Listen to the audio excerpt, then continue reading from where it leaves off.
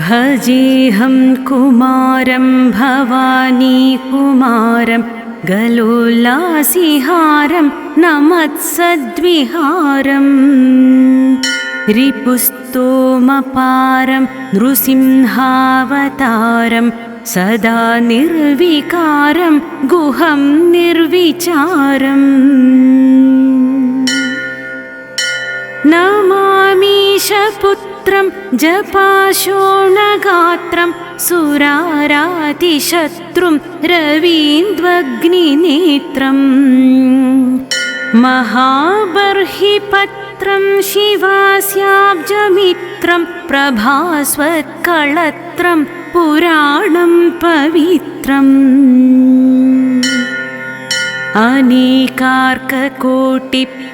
अनेकार्ककोटिप्रभावज्वलं तं मनोहारिमाणिक्यभूषोज्ज्वलं तं श्रितानामभीष्टं निशान्तं नितान्तं भजे षण्मुखं तं शरच्चन्द्रकान्तम्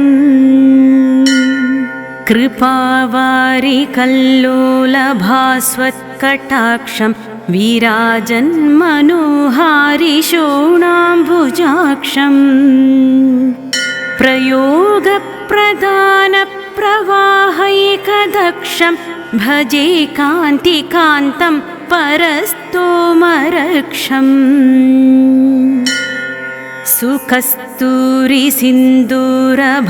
सुकस्तूरिसिन्दूरभास्वल्ललाटं दयापूर्णचित्तं महादेवपुत्रं रवीन्दूलसद्रत्नराजत्किरीटं भजे क्रीडिताकाशगङ्गाद्रिकूटम्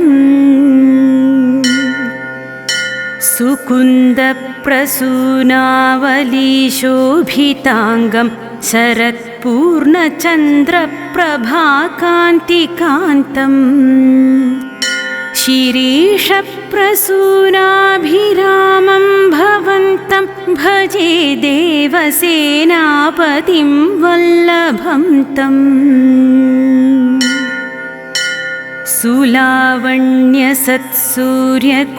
सुलावण्यसत्सूर्यकोटिप्रतीकं प्रभुं तारकारिं द्विषड्बाहुमीशम् निजाङ्कप्रभादिव्यमानापदीशं भजे पार्वती प्राणपुत्रं सुकेशम् अजं सर्वलोकप्रियं लोकनाथं गुहं शूरपद्मादिदम्भोलिधारम् सुचारुं सुनासापुटं सच्चरित्रं भजे कार्तिकेयं सदा बाहुलेयम्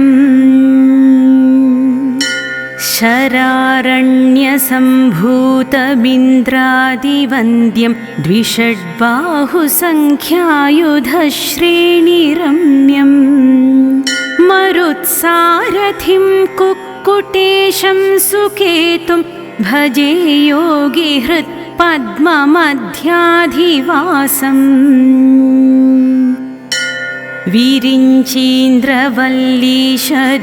विरिञ्चीन्द्रवल्लीशदेवेशमुख्यं प्रशस्तामरस्तोमसंस्तूयमानम् दिशत्वं दयालो श्रियं निश्चलां मे विना त्वां गतिः का प्रभो मे प्रसीद पदाम्भोजसेवा समायातबृन्दारकश्रेणिकोटिरभास्वल्ललाटम् कळत्रोल्लसत्पार्श्वयुग्मं वरेण्यं भजे देवमाद्यन्तहीनप्रभावम् भवाम्भोधिमध्ये तरङ्गे पतन्तं प्रभो मां सदा पूर्णदृष्ट्या समीक्ष्य भवद्भक्तिनावोधरं त्वं दयाळु सुगत्यन्तरं नास्ति देव प्रसीद। गळे रत्नभूषं तनौ मञ्जुवेषं करे ज्ञानशक्तिं दरस्मेरमास्ये। कटिन्यस्तपाणिं शिखिस्थं कुमारं भजेऽहं गुहादन्यदेवं न मन्ये। दयाहीनचित्तं परद्रोहपात्रं सदा पापशीलं गुरोर्भक्तिहीनम्। अनन्यावलम्बं भवन्नेत्रपात्रं कृपाशीलमां भो पवित्रं कुरु त्वम्। महासेनगाङ्गेयवल्ली सहाय प्रभो तारकारे षडास्यामरेश। सदा पायसान्नप्रदातर्गुहेति स्मरिष्यामि भक्त्या सदाहं विभो त्वाम्।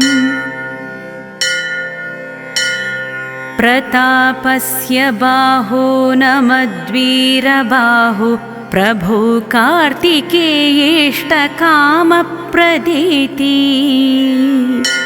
यदा ये पठन्ते भवन्तं तदेवं प्रसन्नस्तु तेषां बहुश्रीं ददासि। अपारातिदारिद्र्यवाराशिमध्ये भ्रमन्तं जनग्राहपूर्णे नितान्तम्। महासेन मामुद्धर त्वं कटाक्षावलोकेन किञ्चित् प्रसीद प्रसीद। स्थिरां देहि भक्तिं भवत्पादपद्मे श्रियं निश्चलां देहि मह्यं कुमार। गुहं चन्द्रतारं सुवंशाभिवृद्धिं कुरु त्वं प्रभो मे मनः कल्पसालः। नमस्ते नमस्ते महाशक्तिपाणे नमस्ते नमस्ते लसद्वज्रपाणे। नमस्ते नमस्ते कटिन्यस्तपाणे नमस्ते नमस्ते सदाभीष्टपाणे। नमस्ते नमस्ते महाशक्तिधारिन् नमस्ते सुराणां महासौख्यदायिन्। नमस्ते सदा कुक्कुटेशाख्यकत्वं समस्तापराधं विभो मे क्षमस्व। कुमारात् परं कर्मयोगं न जाने कुमारात् परं कर्मशीलं न जाने।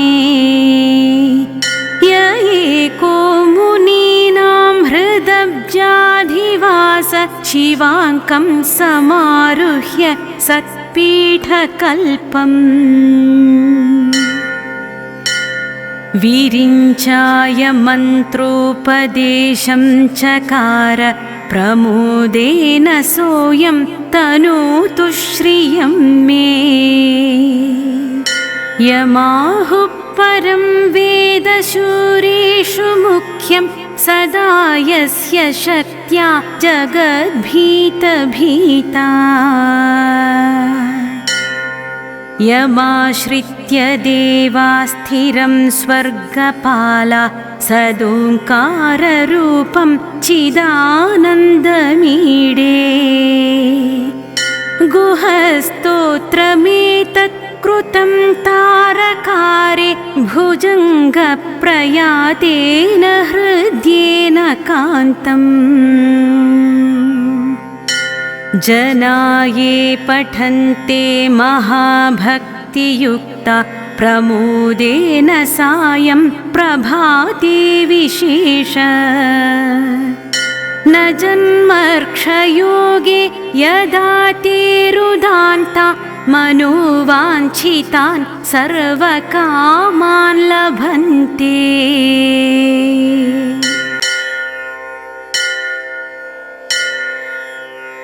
भजेऽहं कुमारं भवानी कुमारं गलोल्लासिहारं नमत्सद्विहारम् रिपुस्तोमपारं नृसिंहावतारं सदा निर्विकारं गुहं निर्विचारम् नमामीशपुत्रं जपाशोणगात्रं सुरारातिशत्रुं रवीन्द्वग्निनेत्रम् महाबर्हिपत्रं शिवास्याब्जमित्रं प्रभास्वत्कळत्रं पुराणं पवित्रम् अनेकार्ककोटिप्रभावज्वलं तं मनोहारिमाणिक्यभूषोज्वलं तं श्रितानामभीष्टं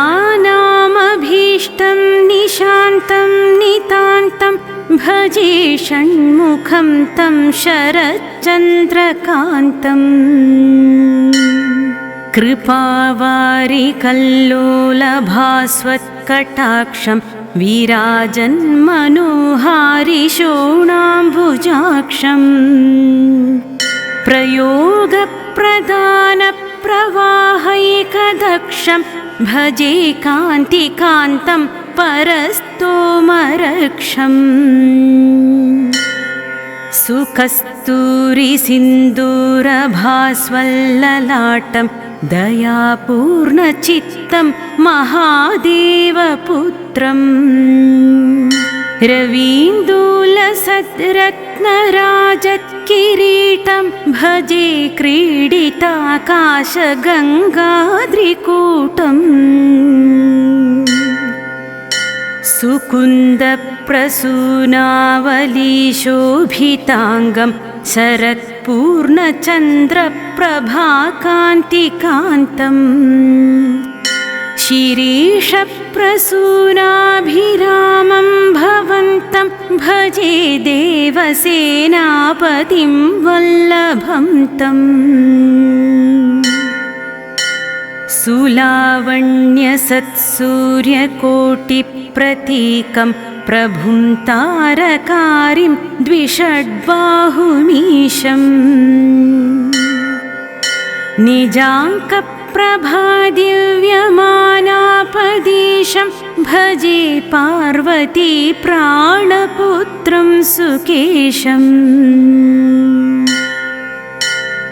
अजं सर्वलोकप्रियं लोकनाथं गुहं शूरपद्मादिदम्भोलिधारम् सुचारुं सुनासापुटं सच्चरित्रं भजे कार्तिकेयं सदा बाहुलेयम् शरारण्यसम्भूतमिन्द्रादिवन्द्यं द्विषड्बाहुसङ्ख्यायुधश्रेणिरम्यम् मरुत्सारथिं कुक्कुटेशं सुकेतुं भजे योगिहृत्पद्ममध्याधिवासम् विरिञ्चीन्द्रवल्लीशदेवेशमुख्यं प्रशस्तामरस्तोमसंस्तूयमानम् दिशत्वं दयालो श्रियं निश्चलां मे विना त्वां गतिः का प्रभो मे प्रसीद पदाम्भोजसेवा समायातबृन्दारकश्रेणिकोटिरभास्वल्ललाटम् कळत्रोल्लसत् पार्श्वयुग्मं वरेण्यं भजे देवमाद्यन्तहीनप्रभावम् भवाम्भोधिमध्ये तरङ्गे पतन्तं प्रभो मां सदा पूर्णदृष्ट्या समीक्ष्य भवद्भक्तिनावोधरं त्वं दयाळो सुगत्यन्तरं नास्ति देव प्रसीद गळे रत्नभूषं तनौ मञ्जुवेषं करे ज्ञानशक्तिं दरस्मेरमास्ये कटिन्यस्तपाणिं शिखिस्थं कुमारं भजेऽहं गुहादन्यदेवं न मन्ये दयाहीनचित्तं परद्रोहपात्रं सदा पापशीलं गुरोर्भक्तिहीनम् अनन्यावलम्बं भवन्नेत्रपात्रं कृपाशीलमां भो पवित्रं कुरु त्वम् महासेनगाङ्गेयवल्ली सहाय प्रभो तारकारे षडास्यामरेश सदा पायसान्नप्रदातर्गुहेति स्मरिष्यामि भक्त्या सदाहं विभो त्वाम्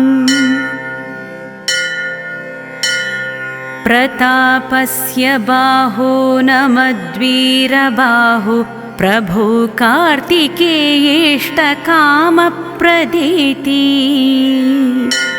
यदा ये पठन्ते भवन्तं तदेवं प्रसन्नस्तु तेषां बहुश्रीं ददासि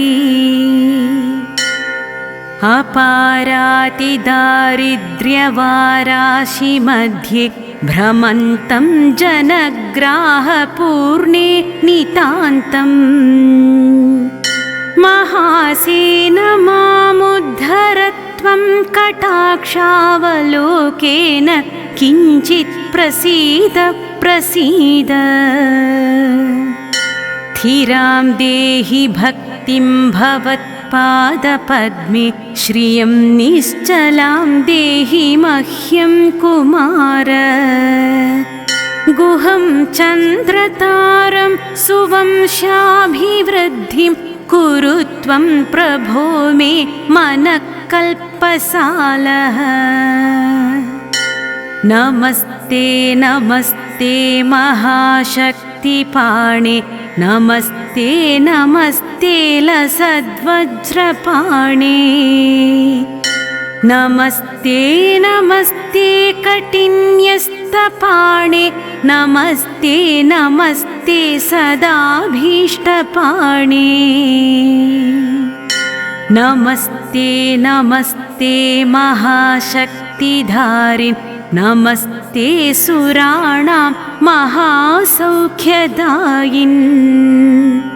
नमस्ते सदा कुक्कुटेशाख्यकत्वं समस्तापराधं विभो मे क्षमस्व कुमारात् परं कर्मयोगं न जाने कुमारात् परं कर्मशीलं न जाने य एको मुनीनां हृदब्जाधिवास शिवाङ्कं समारुह्य सत्पीठकल्पम् विरिञ्चाय मन्त्रोपदेशं चकार प्रमोदेन सोऽयं तनोतु श्रियं मे यमाहुः परं वेदशूरेषु मुख्यं सदा यस्य शक्त्या जगद्भीतभीता यमाश्रित्य देवा स्थिरं स्वर्गपाला सदोङ्काररूपं चिदानन्दमीडे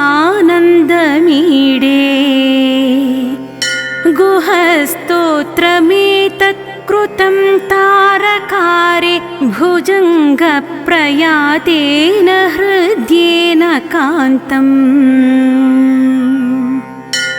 जनाये पठन्ते महाभक्तियुक्ता प्रमोदेन सायं प्रभाते विशेष न जन्मर्क्षयोगे यदा ते रुदान्ता मनोवाञ्छितान् सर्वकामान् लभन्ते।